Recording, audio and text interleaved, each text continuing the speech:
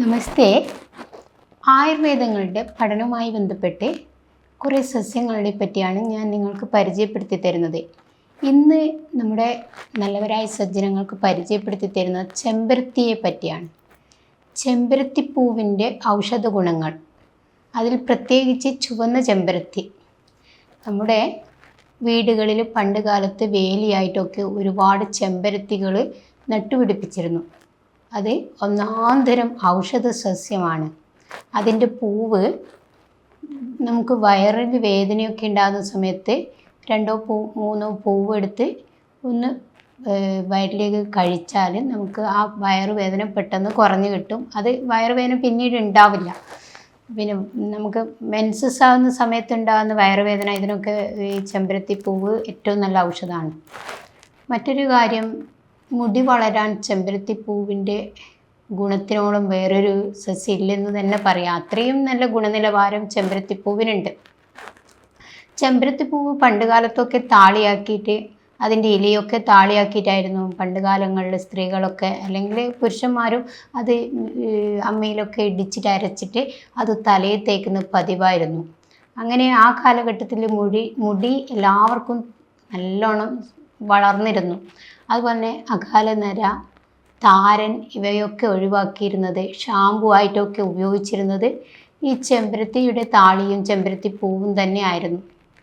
നാട്ടിൻപുറത്ത് സുലഭമായി കാണുന്ന ഈ അന്നത്തെ കാലഘട്ടത്തിലെ ഈ ചെമ്പരത്തിപ്പൂവ് ഇന്നും ആയുർവേദ മരുന്നുകളിൽ മുടി വളരാനും മറ്റുള്ള ഔഷധങ്ങൾ പ്രയോഗങ്ങൾക്കും വേണ്ടി ഒരുപാട് ഉപയോഗിക്കുന്നുണ്ട്.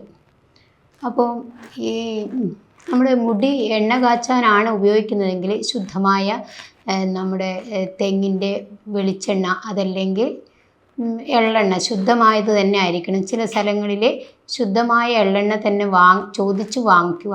ആട്ടുന്ന മില്ലിൽ പോയിട്ട് വാങ്ങിക്കുന്നതായിരിക്കും ഏറ്റവും ഗുണം ചെയ്യുക. അങ്ങനെ ശുദ്ധമായ വെളിച്ചെണ്ണയോ അല്ലെങ്കിൽ ശുദ്ധമായ എള്ളെണ്ണയോ വാങ്ങിയതിന് ശേഷം അത് നമ്മൾ വീട്ടിൽ കൊണ്ടുവന്ന് മൺചട്ടിയിലോ മൺകുടുക്കയിലോ ഈ മിക്സിയിലിട്ടിട്ട് 21 ചെമ്പരത്തിപ്പൂവ്, അതല്ലെങ്കിൽ 11 ചെമ്പരത്തിപ്പൂവിട്ട് നമ്മളത് എണ്ണയിലിട്ട് വെക്കുക. പിന്നീട് അത് നെല്ലിക്കയും കൂടി കൂട്ടിച്ചേർത്തിട്ട്, നെല്ലിക്കയുടെ മിശ്രിതം, നെല്ലിക്ക ജ്യൂസ് അടിച്ചിട്ട് അതും കൂടി കൂട്ടിച്ചേർത്തിട്ട് നമ്മൾ അടുപ്പത്ത് വെച്ച് ചൂടാക്കി തിളപ്പിച്ചതിന് ശേഷം അതിൻ്റെ ജലം വറ്റിയതിന് ശേഷം അരിച്ചു മാറ്റി തലയോട്ടിൽ പുരട്ടിയ കഷണ്ടി രോഗം, അകാലനര, താരൻ, മുടി തഴച്ച് വളരുന്ന, ഇങ്ങനെ എല്ലാവിധ രോഗപ്രതിരോധത്തിനും തലയിൽ ഉപയോഗിക്കാൻ പറ്റുന്ന ഏറ്റവും നല്ല എണ്ണയാണ് ചെമ്പരത്തി എണ്ണ. ഈ ചെമ്പരത്തിയുടെ പ്രയോഗം കൊണ്ട്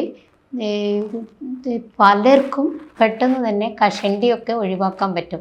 അത് മസാജ് ചെയ്യുന്ന രീതിയൊക്കെ ഉണ്ട്. നല്ല രീതിയിൽ തലയോട്ടി തേച്ച് പിടിപ്പിച്ചിട്ട് തന്നെ ഈ ചെമ്പരത്തിയുടെ പൂവും എണ്ണയും കൂടി മിശ്രിതം ആവശ്യത്തിന് നല്ല രീതിയിൽ കാച്ചിയെടുത്തിട്ട് അത് ചൂട് തണിഞ്ഞിട്ടാകുമ്പോൾ കുപ്പിച്ചില്ലുള്ള പാത്രങ്ങളിൽ ഒഴിച്ചു വെച്ച്, അല്ലെങ്കിൽ ഭരണികളിൽ ഒഴിച്ചു വെച്ച് അത് തലയിൽ സുഗമമായിട്ട് തേച്ച് പിടിപ്പിക്കണം. അരമണിക്കൂർ തേച്ച് പിടിപ്പിച്ചതിന് ശേഷം നമ്മൾ തല കഴുകിക്കളയണം.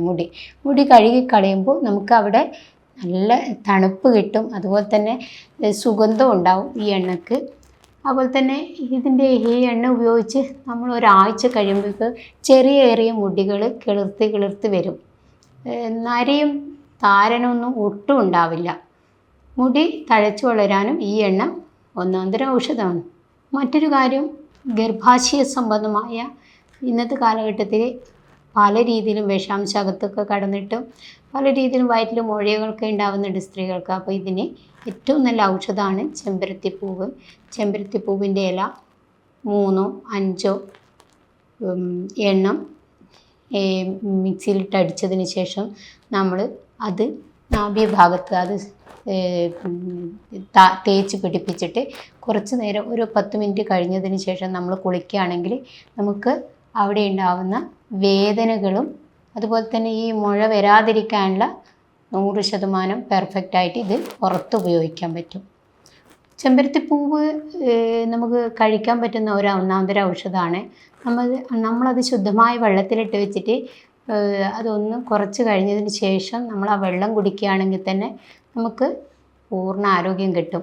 കേരളത്തിൽ കിണറുകളിലെ വെള്ളത്തിൻ്റെ ശുദ്ധി നോക്കിയിട്ടായിരിക്കണം ഈ ചെമ്പരത്തിപ്പൂവ് ഉപയോഗിക്കേണ്ടത്. കാരണം നമ്മൾ കുടിക്കുന്ന വെള്ളം ശുദ്ധമായി ആണെങ്കിൽ മാത്രമേ ചെമ്പരത്തിപ്പൂവ് ഇട്ടിട്ട് വെള്ളം കുടിക്കാവൂ. ഇല്ലെങ്കിൽ ചെമ്പരത്തി പൂവ് 1-2 ദിവസം കഴിക്കുന്നത് ഗുണം ചെയ്യും.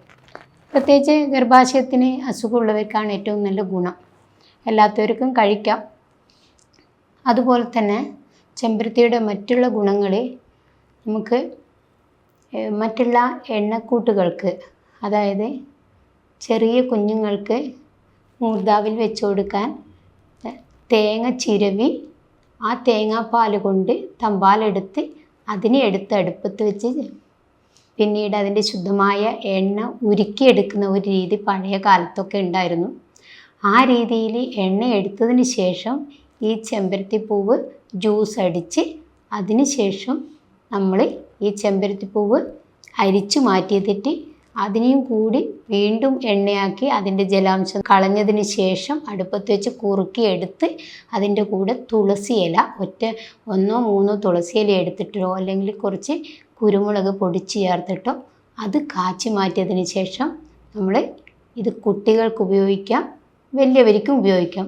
ഈ വലിയവർക്കൊക്കെ ഉപയോഗിക്കുമ്പോൾ തണുപ്പ് കൊണ്ടുണ്ടാവുന്ന ചുമ അല്ലെങ്കിൽ ശ്വാസം മുട്ടൽ ഇതൊക്കെ ഒഴിവാക്കാൻ പറ്റും. കുട്ടികൾക്ക് പിന്നെ ഇത് ഉപയോഗിക്കുകയാണെങ്കിൽ പൂർണ്ണ ആരോഗ്യം ഉണ്ടാവും. പറഞ്ഞു വരുന്നത് ഇതിൻ്റെ അകത്ത് ഒറ്റമൂലി അല്ലാതെയും ചില ഔഷധക്കൂട്ടുകൾ ഉപയോഗിച്ചും എണ്ണ കാച്ചാം എന്നാണ് പറഞ്ഞത്. അപ്പോൾ ചെമ്പരത്തിയുടെ ഉപയോഗം എല്ലാവരും മറക്കാതെ കാണുക. അത് പരമാവധി നമ്മൾ തന്നെ കാച്ചി എണ്ണയാക്കിയിട്ട് ശുദ്ധമായിട്ട് ഉപയോഗിക്കുകയാണെങ്കിൽ പൂർണ്ണമായിട്ടും അകാലനര, കഷണ്ടി, താരൻ, ചുമ, ശ്വാസം മുട്ടൽ ഇവയ്ക്കൊക്കെ ഒന്നാന്തരം ഔഷധ ഗുണമുള്ള ഒരു നല്ല പൂവാണ്.